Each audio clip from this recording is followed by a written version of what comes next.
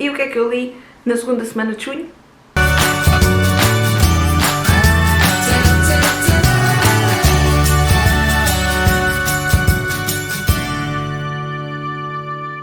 Olá a todos, estou aqui então para mais um vídeo de resumo semanal de leituras. Desta vez a semana 24 e foi a semana que foi entre 8 a 14 de junho.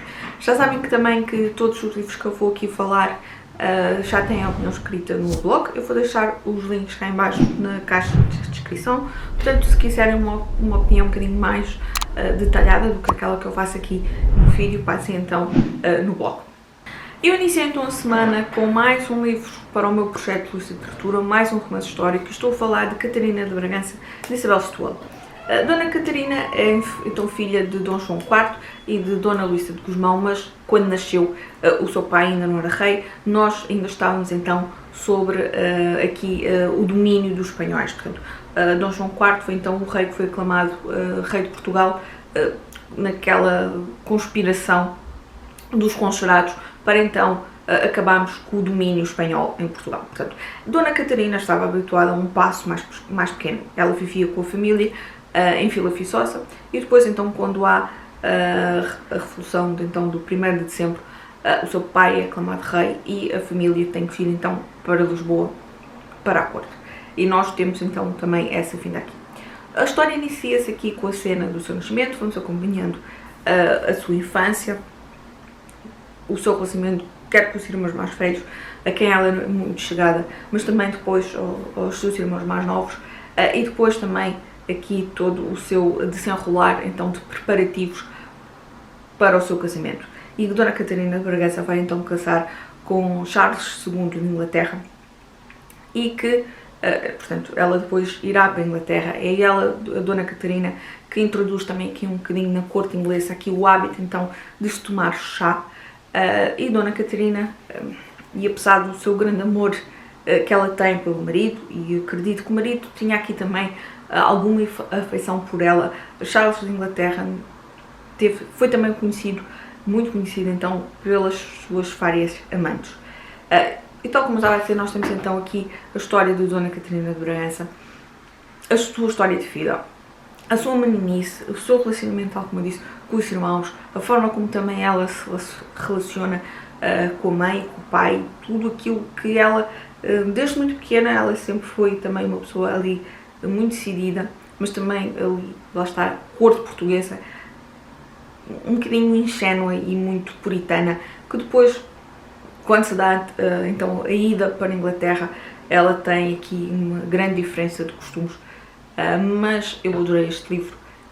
É um livro de Isabel Setúbal com uma grande qualidade, quer na forma como a autora vai aqui nos apresentando a história, como nos vai aqui também dando aqui tudo aqueles pequenos apontamentos históricos e misturando aqui também um bocadinho de realidade com ficção, como depois a forma como a autora escreve. Ela não torna tudo isto maçudo, e apesar do livro ser grande, não é uma narrativa chata, não é uma narrativa maçuda, antes pelo contrário, eu senti-me logo aqui muito dentro desta história de Dona Catarina e eu gostei tanto que eu vou-lhe dar 5 estrelas, mais um grande livro desta autora. Minha próxima leitura foi então O Comboio das Crianças, de Fiola Ardon, um livro que me foi gentilmente cedido pela Porta Editora, a quem muito agradeço. É um livro que está muito bem cotado no Goodreads, daí também ainda mais a minha curiosidade. Nós acompanhamos aqui a história do menino de 7 anos, o Américo Esperança, aqui no pós-Segunda Guerra Mundial, e a Itália está a sofrer as consequências então do final da guerra. E há um grupo aqui de pessoas que conseguiu então criar aqui uma rede de apoio em que leva crianças mais pobres, mais desfavorecidas, então mais do sul, para famílias do norte de Itália. E o Américo é uma dessas crianças que vai então viver durante uns meses com uma família então no norte. Isto aqui é o ponto inicial do livro e nós depois temos aqui várias, o livro está dividido em 4 partes, 3 delas a sua infância e depois uma 50 anos mais tarde. E foi tão bom entrar aqui nesta história com este menino tão doce. O livro dá-nos essa ficção ingênua, essa ficção mais infantil, que as crianças têm. E nós vamos aqui, porque não é só o Américo, são todos os outros que partem, e que aqui esta ingenuidade e este medo que eles têm, e nesta tentativa de se tentar adaptar. E é isso. Primeiro, as crianças têm medo, não querem. Nós acompanhamos aqui estes receios, e depois não só aqueles receios de quando as mães, neste caso a mãe do Américo, o leva para tentar inscrever, e depois, mesmo durante a própria viagem, notamos que as crianças têm medo, como é óbvio, medo do desconhecido. E depois a adaptação, neste caso do Américo, a essa família do Norte, e o livro é muito enternecedor. A última parte, tal como eu disse, é passada 50 anos depois, e onde nós vamos perceber que consequências é que esta adaptação, ou não, ou a falta de adaptação, este sentimento em que aonde é que a criança se sente bem, onde é que a criança se sente em casa, e depois essas consequências, o que é que traz. Eu confesso que ia com expectativas muito altas, não só pela classificação no Goodreads, mas porque entretanto tinha visto uma outra pessoa comentar que tinha adorado o livro, que tinham chorado imenso, e eu fui assim um bocadinho naquela de pé atrás do género, eu vou chorar que não, uma Madalena arrependida. E a verdade é que cheguei ao fim e não me emocionou. Eu percebo que a última parte do livro seja uma das partes, ou seja então a parte que nos toca o coração. Tocou-me, mas não umedeci, como disse a Dora. Não chorei, mas senti aqui a lágrima quase a puxar, mas não chorei. Mas ainda assim, apesar de não me ter emocionado, é uma grande história. É uma história que nos embala, e eu ao longo do livro tive vários momentos em que só me apetecia dar um abraço aqui ao Américo, mesmo de conforto. Por isso eu vou dar 5 estrelas. Não são umas 5 estrelas daquelas arrebatadoras, não, mas são umas 5 estrelas muito sólidas. A escrita é também muito acessível. Temos aqui depois, ao longo do texto, algumas expressões em italiano, acompanhadas com a devida nota de rodapé. É também interessante perceber que a diferença de linguagem, de expressão, de região para região, não é só cá, no estrangeiro também existe, como é óbvio, portanto, também o livro aborda aqui, portanto, foi uma grande leitura. O terceiro livro foi também um livro aqui para o meu de literatura, e foi As Últimas Linhas desta Mão, de Susana Amar Velho. Este foi o primeiro livro que foi publicado. A autora depois publicou mais recentemente O Bairro das Cruzes, acho que é assim o nome, e eu ainda não tive a oportunidade de ler, mas estou muito curiosa, e depois de ler este, sem dúvida que se eu já estava curiosa, estou ainda mais curiosa. Mas passando então aqui para este livro. Aqui uma das nossas protagonistas é a Teresa, e ela é filha da Alice, e ela acabou de receber uma carta que lhe foi deixada pela mãe, e a mãe acabou de se suicidar. E nessa carta a Alice, que é a mãe, deixa aqui alguma mensagem para a Teresa, dando aqui a entender que escreveu ao longo dos anos várias cartas para o seu pai, e que só a última então é que ela ganhou coragem para integrar, mas que pede à Teresa para então contactar o pai e mostrar ao pai quanto a mãe Alice o amou.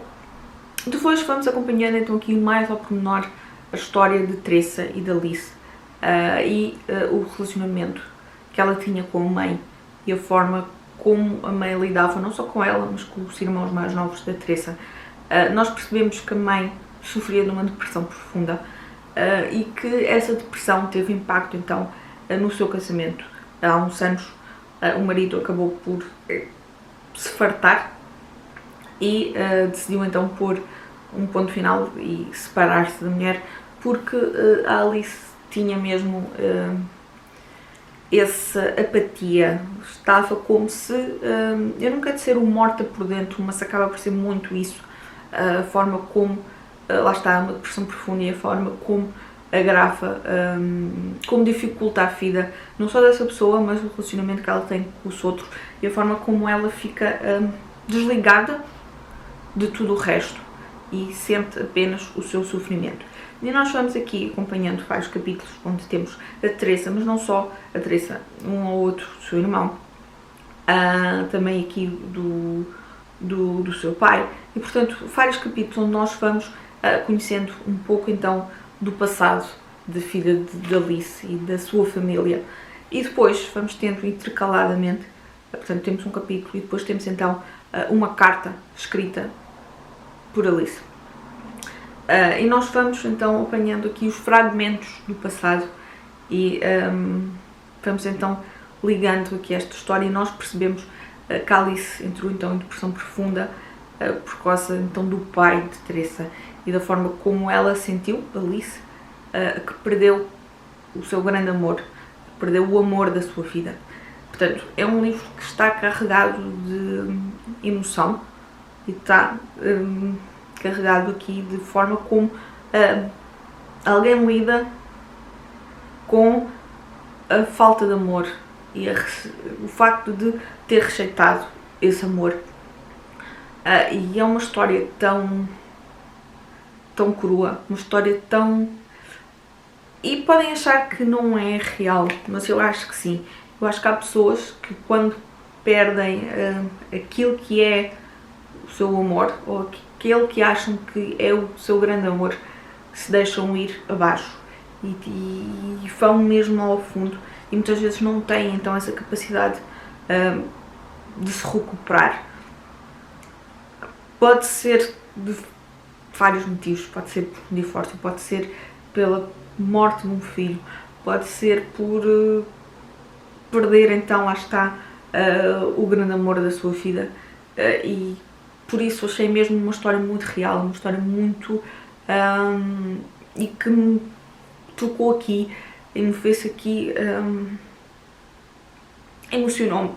E só de falar aqui do livro já me está aqui a gostar. Portanto, foi um livro mesmo que senti então aqui essa angústia, essa dor, não só de Alice, mas também da Teresa e dos seus irmãos, porque eles tiveram que crescer e se adaptar com uma mãe que está viva, mas que não nos liga, não está presente, e também um pai que com o divórcio também se afastou e que acha que dou a pensão e pronto.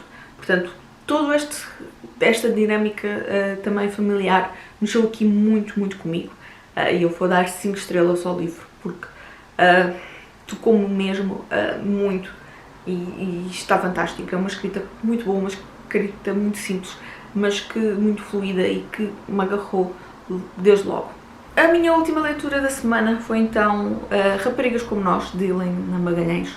É um livro que eu tinha muitas expectativas, porque tinha visto inúmeras opiniões muito positivas, opiniões de também pessoas que me são relativamente próximas e que tinham adorado o livro.